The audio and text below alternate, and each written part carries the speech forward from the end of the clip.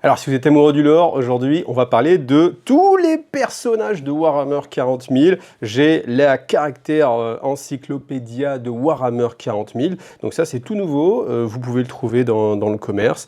Il n'y a pas de lien d'affiliation, donc voilà, je vous laisse rechercher. C'est DK, l'éditeur, qui me l'a envoyé, et je me suis dit que ça tombait vraiment bien à faire sur Wargame Lore et Geek TV.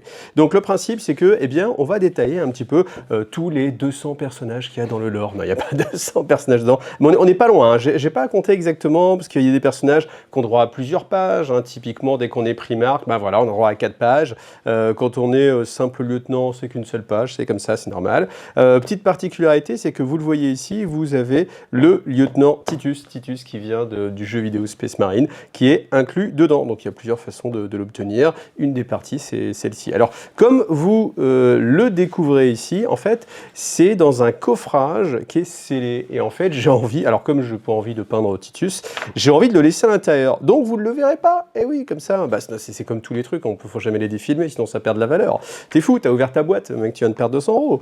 Là, c'est un peu le même système. Donc voilà, vous ne verrez pas la grappe. Bon, après, c'est une grappe de Titus. Hein. Si vous cherchez sur Internet, vous la trouverez très facilement. Donc, ce que je vous propose, c'est pas de faire le détail de l'ensemble de tous les personnages qu'on va avoir dedans. Vous avez la liste ici. Alors, on voit quand même que Warhammer 40 000, c'est un jeu qui est très porté sur l'Imperium. Imperium, de page 8 à page 100. Il y a combien de pages? Il y a 200 pages. Donc, la moitié du bouquin, ce sont des personnages du lore de Warhammer 40 000. Par contre, eh bien, je ne sais pas, je vous mets au défi, est-ce qu'il y a des personnages qui n'apparaissent pas, que vous connaissez? Je pense qu'il va y en avoir, surtout sur les Xénos, parce que quand je vois la liste des Xénos, c'est très restreint. Je suis sûr qu'il va en manquer pas mal. Par contre, sur l'Imperium, eh ben, ils ont quand même été cherchés assez loin. Donc, ce que je vous propose, c'est qu'on feuillette un petit peu ce bouquin-là, on s'attache à quelques personnages assez sympathiques, et puis on verra si on apprend des choses ou pas. Alors, avant de commencer, il y a quand même cette timeline que je trouve vraiment sympathique parce que ça permet malgré tout de se refaire un petit peu une sorte de révision sur la timeline de Warhammer 40 000, timeline qui est très difficile étant donné que maintenant on n'a plus de date. Autant avant on avait vraiment des dates, hein, donc on savait en quelle année s'étaient passées les choses. Là maintenant, depuis l'ouverture de la Scatrice Maledictum et puis que je ne sais pas comment dire ça, mais on va dire la béquille scénaristique pour pas passer et changer de millénaire, hein, pour rester en... on n'est pas en... Enfin on est à 40K, on n'est pas à 41K, et on n'y passera jamais. Peut-être pas, peut-être, on ne sait pas. Mais en tout cas, cette béquille scénaristique pour que l'histoire, malgré tout, avance sans que la timeline elle-même avance, c'est simplement de dire que le temps passe différemment d'une zone à l'autre et que, de fait, on ne sait pas trop quelle est la date. Bon, vous en pensez ce que vous voulez, moi vous savez un petit peu ce que j'en pense, ou en tout cas vous le devinez, voilà. Bon, malgré tout, c'est sympathique parce que vous voyez, on a quand même cette trame scénaristique, alors on va la faire. Donc, Rise of the Old One, donc c'est un livre, ah oui bien sûr, qui est en anglais, voilà, je vous l'ai pas précisé, mais je suis tellement bilinguiche que ça m'a pas choqué. Enfin, de tout ce que j'ai lu, franchement, c'est pas très compliqué à comprendre. Si vous avez un niveau scolaire, on va dire, il ne devrait pas y avoir de difficultés. Surtout que les termes que vous avez, c'est aussi des termes que vous avez l'habitude d'avoir, hein, donc ça ne devrait pas être très compliqué. Donc Rise of the Old One, donc c'est tout simplement les anciens, donc on nous parle des anciens qui ont créé différentes formes de vie dans cette galaxie-là, voilà. Et puis au fur et à mesure, il y a eu la guerre de In Heaven, donc c'est la guerre au paradis, donc c'est les Nécrontyres, voilà, c'est directement eux, étaient jaloux justement de l'existence des Old One, donc c'est des anciens, parce que les Nécrontyres en fait avaient une expérience de vie très faible, et du coup ils étaient jaloux de tout, du fait que les anciens vivaient depuis très longtemps, et il y a eu cette guerre-là. Alors cette guerre était en passe d'être perdue par les Nécrontyres, mais ils ont trouvé l'alliance avec les Cthans, et les Cthans ont profité de leur savoir pour manipuler un peu les Nécrontyres. Ils leur ont promis la vie éternelle à travers le biotransfert. Donc le biotransfert, c'est simplement... Tu passes dans un petit four crématorium et puis tu ressors en mode robot, et puis suivant ton niveau de hiérarchie sociale, eh bien tu vas avoir plus ou moins ton libre arbitre et ton esprit, et donc tu deviens un Nécron. Et en fait, ce qui s'est passé, c'est que le fait de faire ce biotransfert-là, de rendre les corps des Nécrontyres beaucoup plus résistants, forcément parce qu'ils s'auto-réparent, eh bien ça a causé la perte en fait des anciens. Donc il y a des races évidemment qui ont continué la lutte. Donc typiquement les Eldar, ou Eldari, comme ils sont appelés maintenant, qui ont continué la lutte contre les Nécrons. Et puis après, The Great Sleep, c'est tout simplement, à un moment donné, eh bien, les Nécrons se sont dit, OK, c'est un petit peu la pagaille, là, c'est un petit peu compliqué de jouer avec les Eldar. Les Eldar, en plus, eux, ils sont assez dynamiques, ils se battent bien, ils profitent en fait du réseau créé par les anciens, donc à savoir la toile, pour voyager, pour nous attaquer. Ce qu'on va faire, c'est qu'on va utiliser le temps à notre avantage pour une fois, et on va simplement partir en sommeil, donc endormir toute notre population, et puis se réveiller dans plusieurs millénaires. Comme ça, nos ennemis, du coup, se seront annihilés entre eux, la biologie aura disparu, etc. Et puis on va pouvoir comme ça profiter d'une galaxie complètement épurée. Voilà. Ensuite, Rise of the Eldari, c'est bien sûr, les Eldar se trouvent maîtres de la galaxie, étant donné qu'il n'y a aucune espèce qui les surpasse en termes de technologie, et puis même en termes de pouvoir psychique, de présence, etc. Donc c'est vraiment l'apogée des Eldar. Ensuite, on a l'âge de la technologie. Donc là, c'est l'humanité qui s'éveille justement aux étoiles et qui part essaimer dans l'espace proche au fur et à mesure, et puis qui colonise une grande partie de la galaxie. Donc bien sûr, il y aura des affrontements avec les Eldar, entre autres, mais c'est pas quelque chose qui est vraiment très détaillé. Ensuite, The Age of Strife, donc là c'est toute la partie où la technologie va prendre le pas sur l'humanité et où on va avoir les machines pensantes, donc les intelligences abominables. Ça va être la guerre contre les machines pensantes. D'ailleurs, à ma connaissance, il y a vraiment très peu de morceaux de lore qui s'y réfèrent. Alors qui s'y réfèrent, on a beaucoup de passages qui s'y réfèrent, mais de passages où on nous explique comment ça s'est passé, vraiment, il n'y a pas grand-chose. Si vous connaissez des récits, justement, qui s'attachent vraiment avec une sorte de trame narrative, à dire voilà comment ça a commencé, voilà ce qui s'est passé, voilà comment les biologiques ont triomphé des machines. Je suis assez curieux, parce que je trouve que c'est quelque chose qui est forcément toujours très intéressant, surtout qu'avec l'actualité, avec l'IA, etc., forcément, c'est quelque chose qui revient un petit peu souvent dans l'actualité, donc ça peut être assez intéressant. Donc bien sûr, c'est une époque où l'humanité va rentrer en récession, les communications entre la Terre et puis ces différentes colonies vont s'effacer, on va oublier l'existence de la Terre elle-même va connaître des conflits et va être complètement irradiée. Donc voilà, c'est un moment où l'humanité va replonger dans la barbarie, on va avoir voilà, les seigneurs barbares technologiques.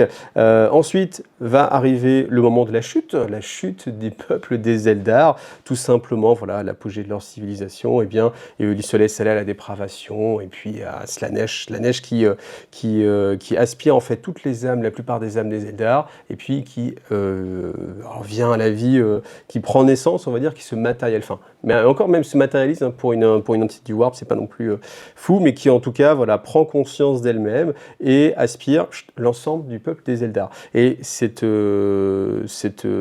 explosion en fait de puissance va rassasier Slaanesh et aussi va calmer les tempêtes Warp, ce qui fait que l'humanité va de nouveau pouvoir repartir à la conquête des étoiles, parce qu'en fait, dans cette période d'incertitude galactique, eh bien en fait, les tempêtes Warp étaient très présentes et les voyages Warp étaient vraiment compliqués. Ensuite, on a la guerre d'unification, donc là, c'est quelqu'un qui se fait appeler tout simplement l'empereur et qui va unifier eh bien, tous les techno-barbares de la Terre, va rallier Mars, l'ancienne aussi colonie de la Terre, fonder des pactes et lancer ensuite la Grande Croisade. Voilà, la Grande Croisade, ça, après, c'est très bien documenté parce que c'est 30 000, donc tout ce qui est hérésie d'Horus, ça va se passer sur la fin de la Grande Croisade. Donc la Grande Croisade, c'est tout simplement l'humanité qui voilà, est lancée à la conquête, à la reconquête plutôt des étoiles pour redécouvrir en fait tous les mondes perdus qu'ils avaient. Alors après, bien sûr, l'hérésie d'Horus,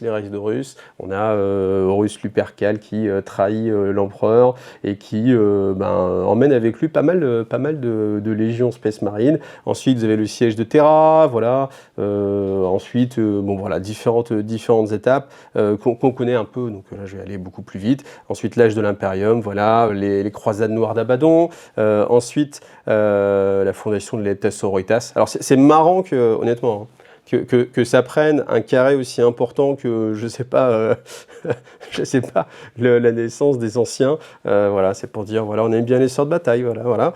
Tyrannic War, là, par contre, voilà, ça compte fort. Non, mais c'est vrai, de ce cas-là, on aurait pu mettre aussi création de l'Inquisition, création de je ne sais pas quoi, des chevaliers gris ou n'importe quoi. Pourquoi les sorts de bataille? Je sais pas.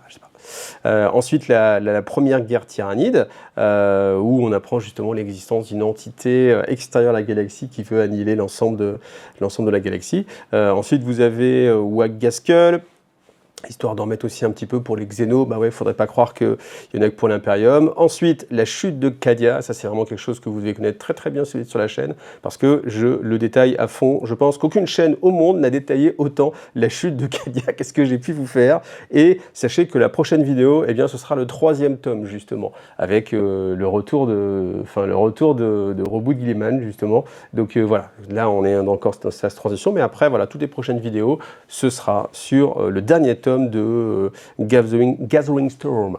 Et ensuite, on est sur l'ère Indomitus, c'est tout simplement ce qu'on vit actuellement, donc avec les Space Marine Primaris, tout simplement, le retour des Primarques, voilà, aussi bien loyalistes que chaotiques, et puis voilà, advienne que pourra. Est-ce qu'un jour on avancera et qu'on ira plus loin que l'ère Indomitus? Je suis curieux de voir si un jour il y aura une autre case qui va se rajouter, et si un jour Warhammer 40 000 ira plus loin que simplement l'ère Indomitus, la croisade Indomitus. Honnêtement, je l'espère, parce que vraiment, encore une fois, le passage V7, V8 avec l'ouverture de la Secret Malectum, le retour de Roboute Guilliman, c'était génial, c'était des grosses avancées dans le lore.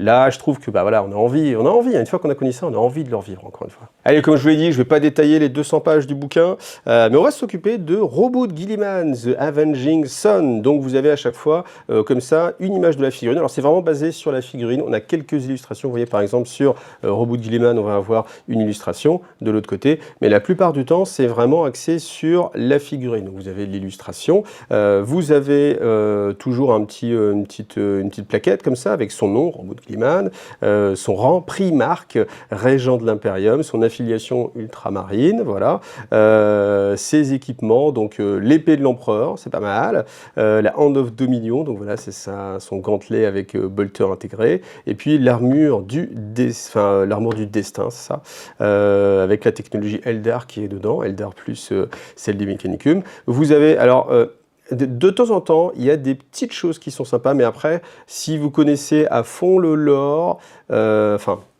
si vous avez l'impression que vous connaissez mieux le lore que moi, vous n'allez rien découvrir. Si vous avez l'impression que je connais beaucoup plus le lore que vous, vous allez découvrir des choses. Voilà, c'est difficile de juger de votre niveau, donc c'est pour ça que je fais une sorte de référence par rapport à ce que je peux vous apporter. Moi, en tout cas, j'ai pas eu l'impression de découvrir énormément de choses. C'est quand même assez général, mais vous voyez, c'est quelque chose qui est très bien quand vous débutez Warhammer 40 000 et vous dites, ok, il me faudrait une sorte de mise à jour rapide de tous les personnages emblématiques. Là, vous allez vraiment avoir ça. Là, vous connaissez l'ensemble des choses importantes, donc qu'il est revenu, etc. Il y a quand même un petit aspect qui est assez porté sur le côté collection, c'est-à-dire que c'est pas 100% du lore, c'est aussi un petit peu de je sais pas comment je pourrais dire ça, de marketing, ou pas de marketing peut-être, mais d'histoire de la figurine elle-même, parce qu'en fait, souvent, vous avez les incarnations précédentes de la figurine. Et là, vous avez Other Miniature 2015, avec sa version chez Forge World, en mode hérésie d'Horus, voilà. Quand il y a d'autres personnages, typiquement Marnus Calgar, on a aussi cette série de personnages de différentes itérations. Ce qui est très sympa, que moi j'apprécie beaucoup, c'est Other Media. Vous avez tous les endroits où vous allez pouvoir trouver vraiment beaucoup de lore dessus. Et ça vous permet comme ça de vous mettre à jour, de dire, ah tiens, j'ai pas vu cette partie-là. Par exemple, bon voilà, Knonofir d'Anabnet en 2012, Roboute Guilliman Love of Ultramar, ok, en 2016, Dark Imperium, très bien, Dawn of Fire, ok. Et après, par exemple, The Silent King, vous voyez, en 2025. Ça, je ne l'ai pas lu. Et je me dis, ah oui, tiens, on peut apprendre des choses assez pertinentes sur Roboute Guilliman. Donc ça, honnêtement, c'est un travail qui est pas mal. Donc après, voilà, quelques petits focus sur des points de la figurine. Comme c'est un Primarque, il a droit à ces 4 pages. Dans ces 4 pages, vous allez avoir donc un retour sur les Wargears. Alors là, ça, par contre, je trouve pas ça ultra pertinent, parce qu'en fait, on l'a déjà plus ou moins ici. En fait, on vous l'avait plus ou moins 3 fois. Vous l'avez une fois ici, on donne les noms. Là, vous avez un petit blabla, mais honnêtement, c'est vraiment très très très léger. Je pense pas que vous apprendriez grand-chose. Et puis là, on vous le remet en fait. Voilà, on vous redit que c'est une énorme épée enflammée. Bon, ok. Voilà. Par contre, très intéressant, la timeline. Là, on va avoir tous les faits marquants qui sont en rapport avec Robot Gilliman. Donc M30 Conquest of Ultramar, évidemment. Ça, en fait, pour ceux qui ne savent pas et ceux qui connaissent que 40 000 que récemment, en fait, avant, on présentait le temps comme ça. C'est-à-dire, vous aviez l'année, donc là, septième année du 31e millénaire. Donc ça faisait en fait 31 007 par rapport à notre calendrier actuel. En 31 007, Battle of Colt. Et en fait, à chaque fois, on avait des choses comme ça. Maintenant, et ben voilà, on a envoyé valdinguer le calendrier. Et du coup, maintenant, ça s'appelle Ère Indomitus. Voilà, puis vous n'avez pas vraiment de choses. Par contre, il y a quand même cette chronologie. Donc on sait que Rise of the Primarch, ensuite Reconquête d'Ultramar, Terran Crusade, Battle of Luna, Indomitus Crusade, Triumph of Rokos, Battle of Yax, Return to the Paria Nexus. Et voilà. Et c'est là où on s'arrête. Alors, c'est pas... on va le voir tout à l'heure. On va le voir tout à l'heure. Mais je veux dire, il y a des petites avancées du lore qui ne sont pas présentes dans ce bouquin et dont on ne tient pas compte. Surtout aussi pour les dernières sorties de figurines. Typiquement, les sorties de figurines d'il y a une semaine ou deux, elles ne sont pas dans le bouquin.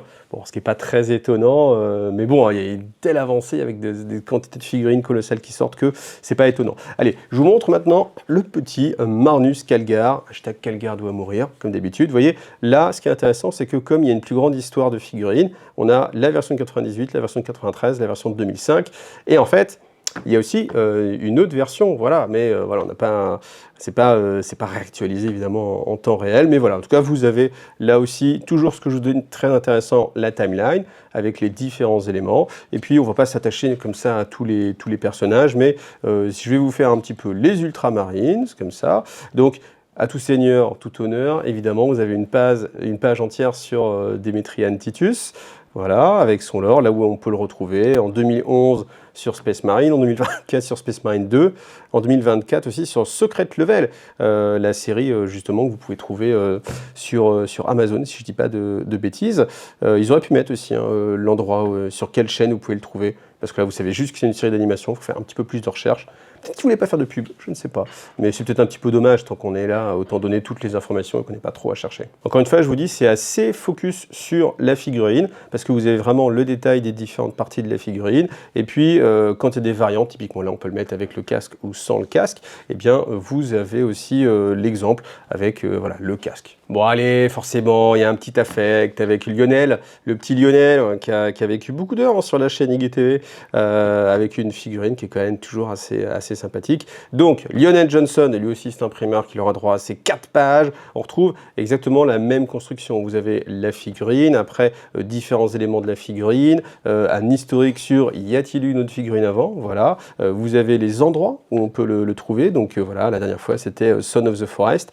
Alors c'est là où je pense que j'aurais bien aimé quand même un petit passage en plus sur... là en fait on a toutes les parties qui sont vraiment sur des romans, mais on n'a pas les parties qui sont par exemple sur les arches fatidiques. Les arches fatidiques, ça aurait mérité d'être précisé là quand même, parce que c'est hyper important, c'est là qui revient en fait, donc je trouve ça dommage qu'on n'ait pas les publications de croisade en fait, toutes les publications qui sont typiques Games Workshop, hein, c'est pas un codex, mais tous les suppléments, voilà, les suppléments Games Workshop ne sont pas présents ici.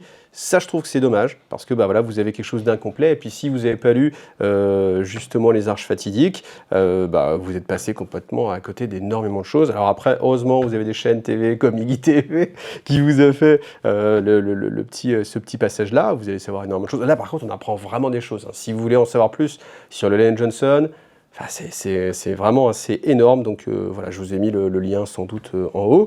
Et puis voilà, après vous retrouvez la même construction, toujours la timeline, donc c'est une timeline qui est un petit peu plus réduite. Vous avez quand même voilà, destruction de Caliban, ça c'est important, c'est l'endroit où il a disparu. Après Ère Indomitus, libération of Kamars, Lyon's Protectorate Established, mais en fait tout ça, vous voyez, c'est très rapide. Defeat of the 10,000 years, Highs, 10,000 Eyes. Ouais, je suis très bon en anglais, hein.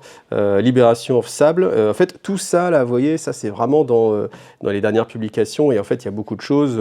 Bon, là, je sens que ça fait un petit peu remplissage. Et puis, Battle of Wyrmwood, mais sans qu'on sache, bien sûr, comment ça va se terminer. Parce que ça, c'est encore du lore qui n'est pas encore sorti à l'heure actuelle où je vous fais la vidéo. Et c'est vraiment, sans doute, le truc dans Warhammer 40 000 qui m'intéresse le plus. Attention, vous voulez un petit peu de spoil sur ce que c'est, pour ceux qui ne savent pas. Attention, c'est du spoil, tac, tac, tac. Tout simplement, la planète Caliban a été détruite quand Lionel Johnson est revenu justement sur la forteresse des Dark Angels, parce qu'elle était prise par Luther, tac tac tac, il a été enfermé à l'intérieur, que s'est-il passé, on ne sait pas trop, maelstrom de puissance, faille temporelle, tac, le roc a été construit sur les restes de Caliban, forteresse des Dark Angels, et en fait, Vashtor, l'Archiphane, est venu reconquérir, en fait, reprendre l'intérieur du roc pour faire ressortir Caliban de la zone war dans laquelle il était. Alors, je vous détaille ça vraiment rapidement, mais si vous voulez plus de détails, vous regardez la vidéo. Et en fait, maintenant, c'est son monde à lui. En fait, il a repris Caliban, qui s'appelle maintenant Wyrmwood, et tout simplement, il se balade à travers elle. Il a réussi à la faire rentrer dans la toile, et il se balade dans la toile avec son monde démon, qui est l'ancienne base justement des Dark Angels. Et voilà, donc c'est tout. À voir ce qui va se passer par la suite. Mais en tout cas, ça c'est vraiment le truc le plus intéressant pour moi de 40K en termes de lore en ce moment. Bien sûr, vous avez compris la logique, vous allez avoir après les personnages d'Archangel, et puis on va continuer comme ça avec énormément de personnages. Alors, vous noterez que à chaque fois, vous voyez, on a ce focus sur la figurine. Quand c'est un personnage, encore une fois, plus important, on a droit à un petit peu plus de choses. On n'a pas toujours la timeline. J'aurais bien aimé qu'on ait une timeline comme ça un petit peu à chaque fois, mais non. Donc vous avez surtout la figurine, encore une fois, surtout les illustrations. Bon, je suis content parce que Méphiston, c'est un personnage que je trouve vraiment emblématique aussi du lore de Warhammer 40 000. Et puis là, bon, voilà, il a droit à sa double page. Moi, j'avoue que j'ai toujours été déçu du traitement actuel de Méphiston par rapport à ce qu'il pouvait être, en fait. Parce que c'était tout simplement le destin des Blood Angels, celui qui a réussi à survivre à la soif rouge, qui a continué à vivre, qui a gagné des pouvoirs colossaux, qui, pour moi, en fait, alors c'est plus le cas maintenant, surtout avec son profil, mais à une époque, c'était l'équivalent, je pense, d'un Primarque. Il était devenu tellement puissant, c'était assez fou. Mais là, en fait, tout ça, ça a été un pan du lore qui a été enlevé, en fait. Et bon, je trouve ça dommage parce que c'est vrai que alors, l'idée, je pense, c'est qu'à une époque où on ne pensait pas faire revenir les Primarques, il fallait des sortes de super héros. Et Méphiston avait cette place-là, il avait des pouvoirs vraiment supérieurs à n'importe quel mortel. Donc c'était Lord of Death, voilà, c'était vraiment incroyable. Ses stats aussi le reflétaient. Et puis à un moment donné où on s'est dit, bah tiens, on ferait bien revenir les Primarques.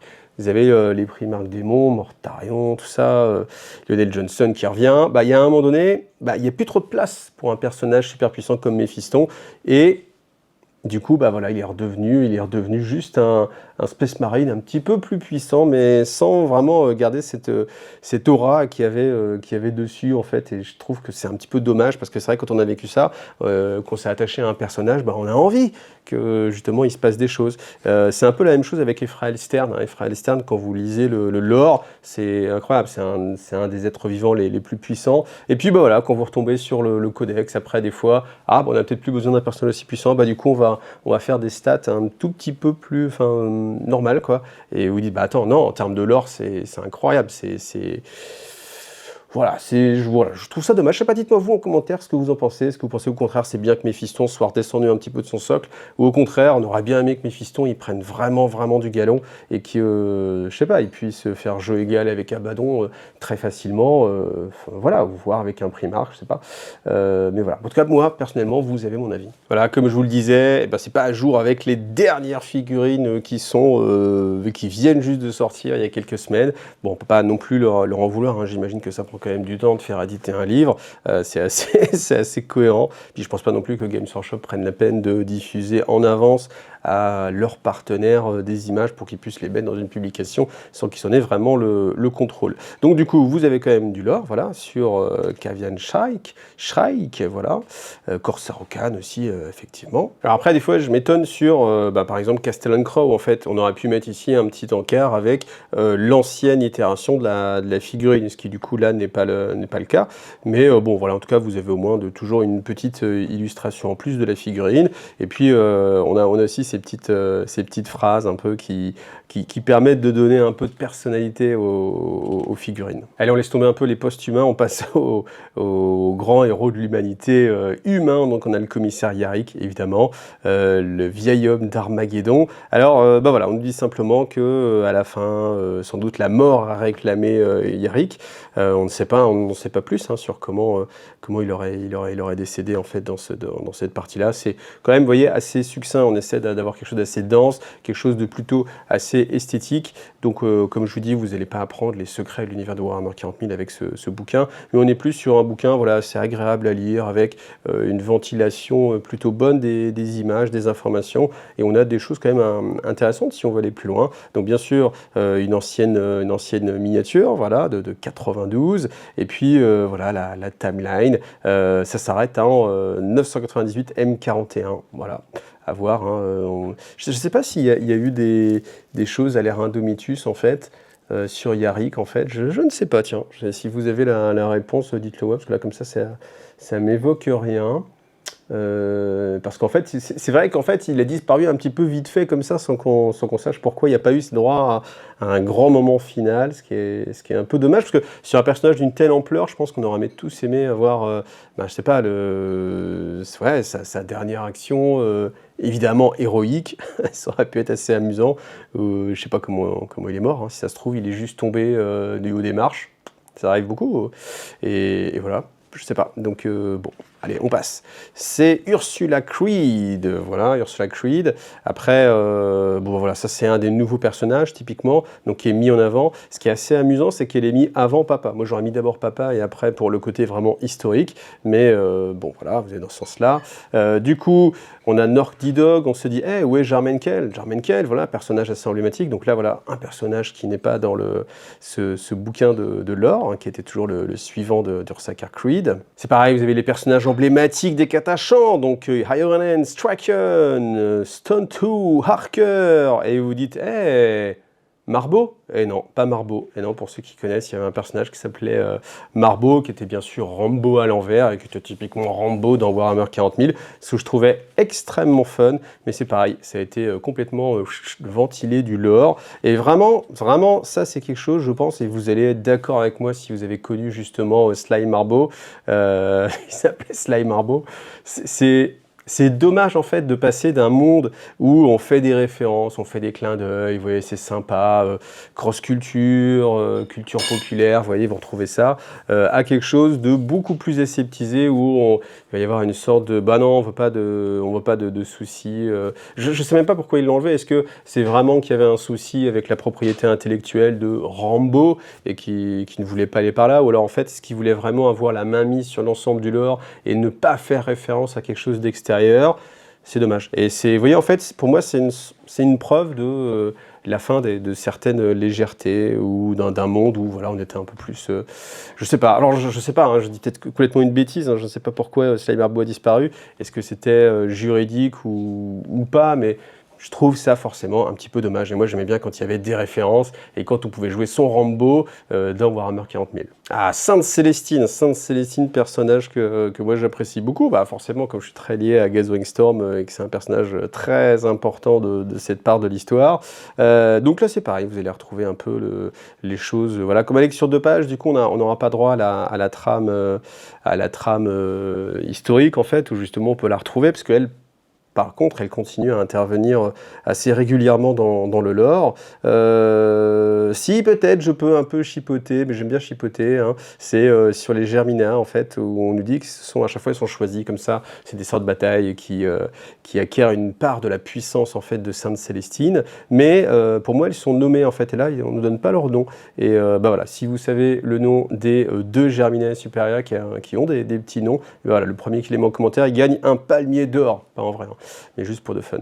Donc voilà, et puis après, bah voilà, vous retrouvez un peu toujours le côté, l'ancienne figurine, qui était aussi sympathique, hein, c'était une belle figurine aussi, mais bien sûr celle-ci, avec les ailes, elle est bien plus charismatique. Je vous parlais des frais externes, voilà, et là, la démonifuge, donc bon voilà, vous apprenez évidemment que sa particularité, c'est qu'elle a ressuscité déjà deux fois du coup, puisque c'est sa troisième renaissance, enfin troisième naissance, enfin du coup, alors une naissance et 2 renaissances, ce qui fait 3 naissances, voilà. Voilà, bon, encore une fois, je trouve que c'est voilà, le genre de personnage, on te l'a tellement saucé un petit peu, me fait monter en mayonnaise que tu te dis, ouais, elle va tout détruire, elle va être incroyable. Et puis après, bon, tu regardes les stats, tu regardes le lore, tout, tu fais, bon, c'est un peu plat, mais bon, voilà, en tout cas, un personnage qui est assez charismatique. On nous parle de son acolyte, la Kiganil, où elle est toujours accompagnée de, voilà, parce qu'elle tout le monde pense que... Enfin, il y avait 2 camps. Vous avez le camp qui pense que c'est vraiment une arme faite par l'empereur pour lutter contre le chaos, et puis tous ceux qui pensent que simplement c'est juste une sorcière. Voilà, bon. Belisarius Cawl, voilà, personnage aussi emblématique. Et puis bah là, je m'insurge parce que dans son rang, c'est Archimagos Dominus, ce qui n'est pas le cas, parce qu'il maintenant il a un rang beaucoup plus prestigieux, c'est porte-parole de l'Omnimessie. Donc bah, c'est là où je vois en fait, je pense que si vous êtes ultra mordu du lore et que vous êtes au taquet, à mon avis, ce livre-là, vous allez vraiment rester sur votre faim. Donc je ne vous conseille pas ce livre si vous êtes ultra féru de lore. Maintenant, encore une fois, si vous débutez dans Warhammer 40 000 et que vous avez envie d'en apprendre pas mal, eh bien, vous allez avoir une base assez solide une fois que vous aurez lu tout ce bouquin. Et sachant que ça se lit assez bien, vous voyez, c'est typiquement, alors c'est pas péjoratif, mais typiquement le genre de choses que vous pouvez mettre un petit peu aux toilettes, comme ça, vous le sortez, vous faites une page ou deux de temps en temps, ou alors sur votre table de chevet à vous endormir, une page ou deux, comme ça de temps en temps. Ça vous fait des choses, ça peut vous donner vraiment l'inspiration et ça peut vous donner envie d'en savoir plus sur un personnage, envie justement de peindre la figurine, peut-être pas, pourquoi pas après tout, mais de jouer l'armée en fonction de ce personnage-là. Donc voilà, il faut vraiment le voir comme ça, comme une sorte de chose très généraliste, qui ne va pas rentrer dans les détails, pas dans les ultimes détails, mais vraiment très généraliste. Et une fois que vous avez ça, vraiment là, vous avez une bonne connaissance du lore de 40K. En ce qui concerne l'humanité, on va terminer avec les Inquisiteurs. Donc on a Aethenorm Extremis Diabolus, avec une magnifique série que vous pouvez trouver en livre audio sur Audible. Voilà, moi j'ai écouté ça, comme c'est pas forcément facile de pouvoir retrouver les romans en physique en fait, hein, parce que bah, souvent ça coûte un peu. Voilà, là vous pouvez les écouter, franchement c'est vraiment pas mal. Et puis c'est vrai que toute la série sur Aethenorm, c'est vraiment assez emblématique. D'autres inquisiteurs, voilà, Draxus, passer en voilà, pas aussi populaire, Greyfax aussi, voilà. Côté Az, très populaire pour la sculpture incroyable de son slip en adamantium. C'est assez magistral. Je pense que c'est une des pires figurines qu'ils ont jamais fait. Je pense vraiment. Surtout quand on a connu. Et là, c'est vraiment dommage qu'ils ne mettent pas. Au fait, il a déjà existé en tant que figurine. Et en fait, autant avant, c'était une figurine que je trouvais magnifique. C'était une de mes figurines préférées. Figurine que tout le monde prenait pour représenter un inquisiteur à l'époque où on pouvait jouer des petits inquisiteurs comme ça dans sa force. On prenait souvent côté Az, voilà, parce qu'il avait la classe ultime. Là, je peux vous dire que même pour jouer côté Az, on n'a pas envie de prendre celui-ci. Donc, c'est dire, je pense, l'échec de la sculpture. Alors après, maintenant, moi, je pense vraiment qu'on va avoir beaucoup de lore, que la suite du lore, justement, avec le retour de William Wood, va être axée aussi avec côté As, parce que c'est justement côté As qui suit l'évolution de Vashtor, et je pense qu'à un moment donné, on aura un affrontement entre Vashtor et côté Az, ou voilà, quelque chose d'approchant. Et puis, bah, je suis quand même curieux de voir ça, même si la figurine ne rend pas honneur au personnage, même quand vous voyez l'illustration, vous voyez ça, en fait, ok. Mais en tout cas, voilà, moi, je suis vraiment curieux de savoir ce qui va donner dans la suite de l'aventure de Warhammer 40 000. Et on continue avec une part assez importante sur le chaos. Bien évidemment, une partie importante sur Abaddon. On commence par lui, forcément. Il prend la première place par rapport au Primarque. Il a droit à ses 4 pages, effectivement, avec sa timeline vraiment importante, une grande illustration. Vous allez retrouver Angron, bien évidemment, qui lui, pour le coup, il a eu droit à pas mal de traitements, à tel point que c'est devenu l'adversaire emblématique. On l'a retrouvé, je pense, peut-être même un petit peu trop souvent par rapport à ses frères. Mais en tout cas, là, voilà, vous avez une bonne série. Vous avez aussi les Arches Fatidiques, effectivement. Vous avez aussi la dernière croisade, le retour sur Armageddon. Donc voilà, on le retrouve pas mal. Voilà, les différentes timelines. Ça se termine avec Battle of Malak. Voilà, il y en a d'autres, hein, parce que pour moi, justement, la dernière chose, ce serait Armageddon. Alors, je ne m'y attendais pas, mais on a toute une page sur Azrak l'Annihilateur, voilà, qui a une magnifique figurine. Ça, c'est une figurine que vous avez, je crois que c'était pour la 2e année de Warhammer+. Je ne sais pas d'ailleurs si ces figurines sont toujours achetables, je pense. Peut-être, en tout cas vous pouvez sans doute les trouver encore d'occasion. Voilà, c'est vraiment la figurine assez emblématique hein, du style de Warhammer 40 000 qu'on a connu à une époque. Donc voilà, le fait de la ressortir. Voilà. Mais je ne me rappelais même pas que c'était un personnage nommé. Donc bon, voilà, en tout cas, ça m'aura appris ce truc-là. Donc une page sur Magnus, effectivement, voilà, ça aurait été étonnant qu'il n'ait pas droit aussi à ces 4 pages. Mortarion, hein, qui a connu aussi pas mal d'heures de gloire, hein, forcément, quand la figurine est sortie, on le retrouvait dans beaucoup d'histoires, donc c'est pareil, avec la timeline, vous voyez, hein, sur l'ère Indomitus, là, il a beaucoup taffé, hein. Il n'a pas fait grand-chose avant, mais depuis qu'on est sur l'ère Indomitus, voilà, on a à chaque fois, les différents lieux où on a pu le trouver. C'est donc pas non plus une surprise de retrouver Fulgrim, lui aussi avec ses 4 pages. Alors lui, l'avantage, c'est qu'il a eu plus de figurines. C'est vrai qu'il y a des figurines qui sont sorties vraiment assez à la suite. Hein. Sa version pré-hérésie démoniaque, ascension démoniaque, c'était sympa comme ça d'avoir l'évolution en fait du personnage, parce que la plupart du temps, vous voyez, quand on avait en gros, on avait la version hérésie, un petit peu loyaliste, mais bon, plus trop, mais un petit peu, et puis on n'avait pas sa version en ascension démoniaque.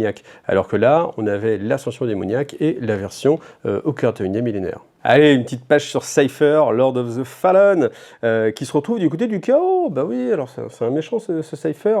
Donc je vous l'ai dit, moi j'ai le roman Cypher, et ce roman il se passe juste après le dernier tome que je vais vous faire sur Gathering Storm. Donc une fois que cette vidéo est terminée, la semaine prochaine, peut-être un petit peu en avance, on verra en fonction de comment je m'organise.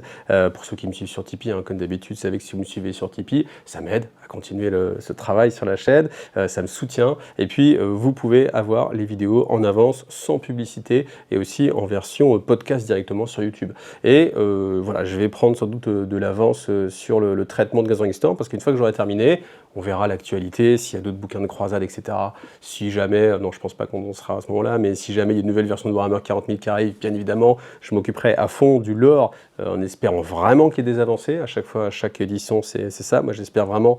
C'est toujours la première chose que je vais... Enfin, chaque fois qu'il y a un nouveau bouquin de 40K qui arrive, une nouvelle version, moi, c'est pas les règles que je regarde, c'est je fonce sur le lore pour voir comment ça a évolué.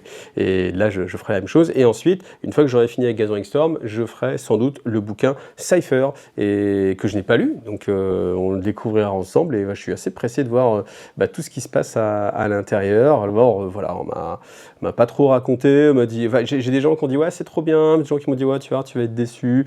Donc, voilà, comme ça fait un mix entre les deux, ne m'en parlez pas, on verra ça et on découvrira ça ensemble. Alors si vous aimez le chaos, vous allez avoir à chaque fois aussi les personnages démoniaques. Donc on a les plus grands démons majeurs, hein, donc Roticulus, etc. Vous avez aussi les petits lieutenants, genre Horticulus, où vous allez trouver comme ça à chaque fois pour les différentes entités démoniaques. Un petit passage sur Vashtor the Archifan, personnage qui a été créé assez récemment, même si du coup on n'a pas la timeline. Donc je dirais que ça fait 2 ans maintenant qu'il doit exister, mais bon, vous savez, le temps passe. Enfin, pour nous aussi, à bout d'un moment, à force d'avoir des publications, le temps, tu fais, ah oui, ça fait 3 ans, non, ça fait 10 ans, mec, ah oui, ok, d'accord. Donc voilà, pour moi, Vashtor, il doit avoir 2-3 ans, on va dire 3 ans, histoire de prendre des pincettes, et encore, se trouve, je dois me planter. Mais en tout cas, c'est un personnage qui est assez intéressant, encore une fois, et je pense que c'est lui qui peut vraiment faire avancer le lore de Warhammer 40 000, parce qu'Abaddon, il a déjà eu sa grosse cartouche en dégoût Cadia. Je pense que là, maintenant, c'est plus autour de Vashtor de faire avancer un petit peu les engrenages. En plus, c'est son rôle, hein. C'est vraiment ce qui le caractérise, donc cette espèce de mécanisme, l'avancement des choses, les engrenages. Donc voilà, le prochain engrenage de Warhammer 40 000, moi je parie vraiment sur Vashtor. Et puis on va terminer les 50 dernières pages avec tout le reste de la galaxie, à savoir les orques, les Tyranides, les Tau, les Eldar, les Nécrons et la Ligue de Votann. On a Ghazghkull, évidemment, le prophète de la WAG. Ce qui est sympa, c'est quand on voit vraiment l'évolution en fait, des figurines. Moi j'aime vraiment sur le personnage de Ghazghkull l'évolution, parce qu'on avait vraiment sa première version qui vraiment fait penser à la V2 de 40K, les premiers temps dans 92, le style de la figurine. Et puis en 2000, voilà, le temps a passé, on a quelque chose de beaucoup plus moderne, de beaucoup plus armuré. Et puis on a cette évolution, hein, il a gagné justement cette armure. Et puis là maintenant, on a quelque chose de beaucoup plus dynamique et un petit peu plus cartoon en fait dans le mouvement, les rondeurs en fait qui sont permis par, en fait ça c'était une figurine en métal. Là maintenant avec le plastique, bien sûr, on peut se permettre des choses qui n'auraient pas été possibles aussi facilement ou réalisables à l'époque en métal. Et c'est toute la saveur en fait des choses où la figurine va refléter en fait l'époque aussi dans laquelle elle est. Je pense qu'en 92 aussi, ça aurait été très compliqué de faire la figurine de Gaskull en méga armure. Et voilà. Et donc les évolutions technologiques dans la réalité façonnent aussi un peu l'historique du personnage. Et ça, voilà, quand on a une frise comme ça, ça nous permet de nous remémorer justement comment c'était avant. Donc après, on va avoir que les personnages qui ont encore des figurines éditées, Mozrog, Zogrod, Bosnikrot, Captain Badruk, et puis c'est tout, hein. On n'a pas Wazdaka Gutsmek par exemple, qui était quand même un personnage assez emblématique. Enfin, moi en tout cas, j'avais beaucoup d'affect avec ce personnage-là, donc voilà, bon, c'est peut-être un petit peu dommage de s'être restreint. Alors peut-être aussi que c'était un souhait de Games Workshop de faire en sorte que cette publication ne parle que des figurines qui sont éditées, ou en tout cas qui sont encore commercialisées. Après, bien sûr, le collectionneur, il aurait aimé justement avoir des figurines qu'on rajoute, je sais pas, toutes les figurines un petit peu disparues, puis se rappeler en fait justement, avoir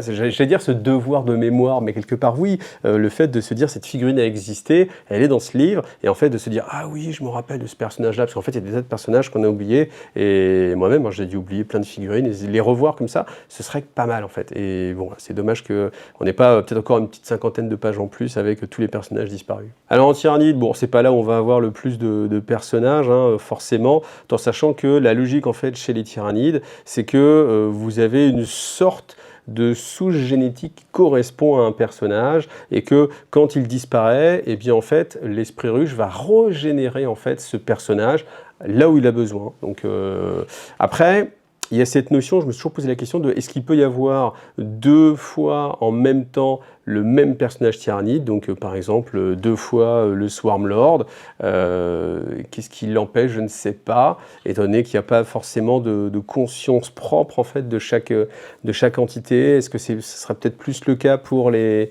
tyrannides, sachant que cette conscience de toute façon sera réaspirée dans l'esprit ruche une fois qu'il serait mort? Est-ce qu'on va provoquer la mort parce qu'on a besoin du Swarmlord à un autre endroit? Je sais pas, j'ai pas de réponse, peut-être que c'est expliqué quelque part. En tout cas, si pareil, toujours comme d'habitude, si vous avez la réponse, n'hésitez pas. Par contre, ouais, voilà, on n'a même pas le parasite de Mortrex, hein, on aurait pu avoir le parasite de Mortrex aussi, hein, ou, enfin, je sais pas, ou le fléau de Malontai aussi, c'est quand même assez emblématique hein, comme personnage, mais bon, tant pis, on est plutôt, vous voyez, sur des personnages, uniquement ceux qui sont jouables maintenant. Ah, Eldrad Ultran, le plus grand personnage des Eldar, celui sans qui Roboute Guilliman ne serait même pas revenu, hein, clairement. C'est, je pense, lui qui a eu le plus d'impact, mais en même temps c'est cohérent, et ça fait plaisir, parce qu'on dit toujours, oui, les Eldar manipulent la trame de la galaxie. Bon, ok. Ceux d'Ultué particulièrement. Bon, ok. Et parmi ceux-là, Eldrad Ultran, c'est le plus grand tisseur de destin, et voilà, le fait qu'il ait tellement influencé le lore, moi, voilà, ça me fait vraiment plaisir. J'ai toujours bien aimé Eldrad Ultran. Moi, évidemment, j'ai commencé par jouer les Eldar, donc forcément, c'était le personnage un peu emblématique, très charismatique aussi à l'époque. Et puis, il a tellement eu de rôles importants, justement, dans le lore maintenant. Alors là, il est un petit peu en déclin, il est un petit peu sur une phase un petit peu descendante, mais bon, nul doute que je pense qu'on entendra encore parler de lui, en tout cas, moi, j'espère. Allez, un petit peu de favoritisme, je vous fais les seigneurs Phoenix. Donc on a Azurmen, on a Jenzar évidemment, et puis au fur et à mesure que je tourne les pages, je me dis mais tiens, vous savez la question, vous-même vous posez la question, hein, si vous êtes fort, vous dites mais est-ce qu'on va parler de tous les seigneurs Phoenix? Donc on a Baharroth, on a Fouegan, et là vous dites mais est-ce qu'on parle de Karandras? Bah oui, Karandras, celui qui n'a pas eu sa figurine refaite, alors que tous les seigneurs Phoenix ont eu une nouvelle figurine. Karandras n'a pas eu sa figurine. Et là, on arrive à Mogunra, on a eu Likis, et faites ah oui, il y a le nouveau, eh bah oui, pas de trace de Karandras. Et on tourne la page, et là, ah bah si, quand même, on a quand même Karandras, donc il est quand même présent dans cette publication. Et c'est là où, en fait, on peut s'interroger, parce que dans le lore, maintenant, dans le dernier codex Eldar, on ne parle pas trop de Karandras, hein, on oublie un petit peu Karandras. On fait, mais pourquoi on a eu droit à la resculpture de tous les seigneurs phénix? Pourquoi on a même créé un nouveau seigneur phénix qui n'existait pas avant? Alors après, un petit pirouette scénaristique pour dire qu'en fait, il a toujours été là, mais c'était qu'il était très discret, donc il y a simplement maintenant qu'on a quelques preuves. Bon, ok, ça marche pour lui, hein, pour n'importe quel autre, ça aurait été compliqué, mais là, on peut imaginer que comme il sort toujours des ombres ou de la toile, ce soit très difficile d'avoir des preuves physiques de son existence, donc ça peut passer. Mais pourquoi avoir créé un nouveau seigneur phénix et ne pas avoir refait la figurine de Karandras? C'est pas, si ce n'est que peut-être il y a un plan encore plus grand pour Karandras, et que Karandras va revenir pour le Ranadandra, et que ce sera la fin d'un cycle, etc. Est-ce que ça arrivera un jour ou pas?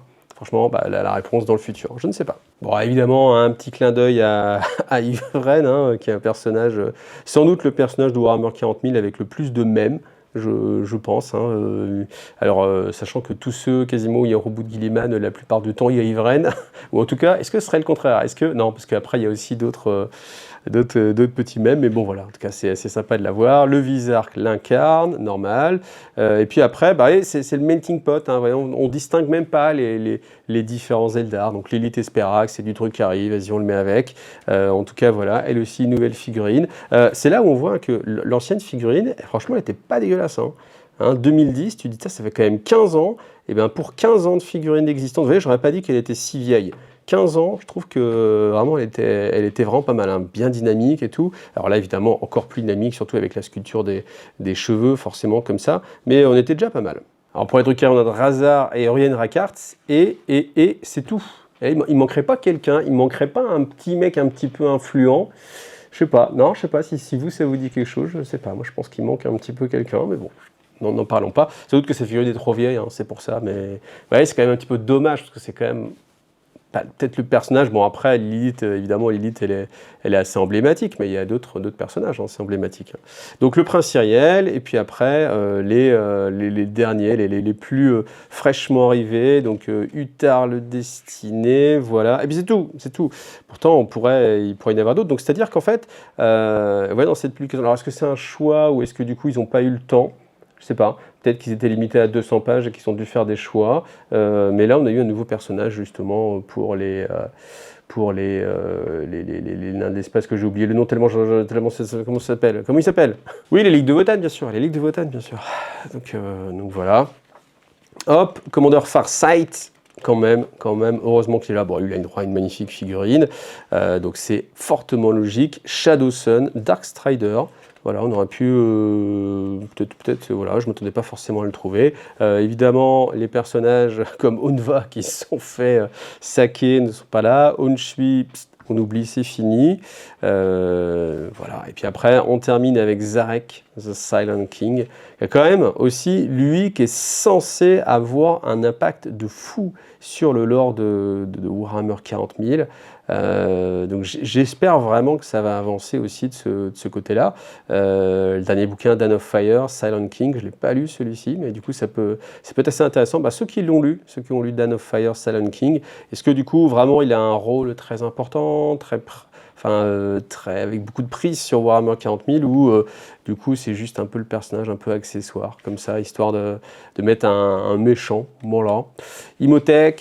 Voilà, on va terminer. Trazyn, voilà, le plus grand personnage de Warhammer 40 000. S'il doit en rester qu'un seul, c'est Trazyn. C'est très personnel. Orican, enfin non, en fait, c'est celui où tous les scénaristes ont besoin de Trazyn. Trazyn, il est là pour expliquer, au lieu de dire ta gueule, c'est magique, on dit non, mais c'est Trazyn. Trazyn, grâce à vous insérez ce que vous voulez, il a permis ça. Et tu fais ah, ok, d'accord. Bon, bah, d'accord, ça passe alors. Ça passe, c'est Trazyn. Trazyn, sans lui, c'est la pierre angulaire, c'est la clé de voûte de tout le lore de Warhammer 40 000. S'il n'y a pas de Trazyn, tout s'effondre. Ça ne tient plus la route. Mais avec Trazyn, tout tient la route.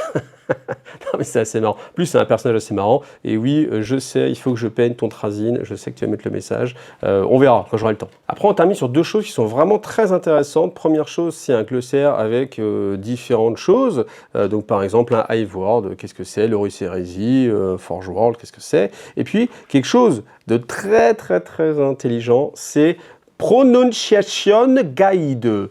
Donc, comment prononcer les noms. Et en fait, vous avez ici la consonance, les clés phonétiques. Donc, voilà, Eve, Rain. Donc voilà, je ne sais pas quel est le plus difficile à prononcer. Bon, le fait est que comme c'est basé sur les consonances anglaises, et que j'ai un accent de façon pourrie, même en les lisant, parce que, enfin, the, tu vois, the, c'est D-H-U-H. Donc c'est do, enfin, quand tu dis en France, pour dire the mask, tu dis do mask, si tu le lis à la française. Donc forcément, comme j'ai pas l'accentuation qui correspond à la façon dont c'est écrit, ça ne va pas m'aider. Mais en tout cas, ça peut bien aider ceux qui ont cette compétence-là. Comme ça, vous pouvez dire, non, regarde, c'est comme ça que ça se prononce. Ah oui, c'est aussi important. Donc voilà, c'était le petit passage de l'encyclopédie des personnages de Warhammer 40 000. Il en manque quand même pas mal, hein, forcément, tous ceux qui ont des figurines. Maintenant, ceux qui ont eu des figurines récentes et qui ne sont pas là, je me pose quand même la question si vous avez repéré par rapport justement au listing que je vous ai montré au début, s'il manque des personnages, eh bien écoutez, je suis curieux. En tout cas, j'espère que ça vous a plu. Et puis, on se retrouve la semaine prochaine pour la suite de Gathering Storm, donc Gathering Storm 3, le retour du Primarch. Merci à vous et à bientôt. Salut, bye!